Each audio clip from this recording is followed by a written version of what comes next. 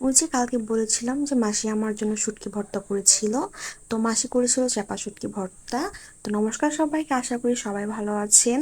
মাসি কিছু রান্না করবে আর সেই রান্নাটা আমি কোনো ভিডিও করব না, তা কি কখনো হতে পারে?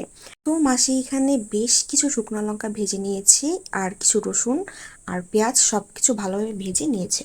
আর এরপরে ভেজে নেওয়ার পরে এখানে হচ্ছে আমি শুকনো লঙ্কাগুলো ভালোভাবে মিহি করে বেটে নিচ্ছিলাম।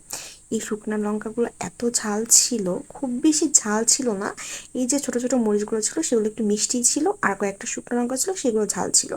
এরপর মরিচগুলো ভালোভাবে বাটা হওয়ার পরে এখন আমি যে ভেজে রাখা রসুনটা ছিল সেটা বেটে নিচ্ছি। সব কিছু এখানে আমি আলাদা আলাদাভাবে বেটে নিয়েছি। আর চাপা শুটকিটা ভালোভাবে ধুয়ে এরপর এটাও বেশ ভালোভাবে ভেজে দিয়েছি, এখন এটাও একসাথে বেটে নিলাম।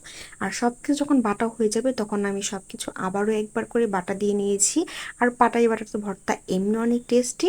আর এখানে যে পেঁয়াজ কুচি, পেঁয়াজ ভাজা দেখছেন সেগুলো হালকা আদা ভাঙা আদা ভাঙা করে বেটে নেব।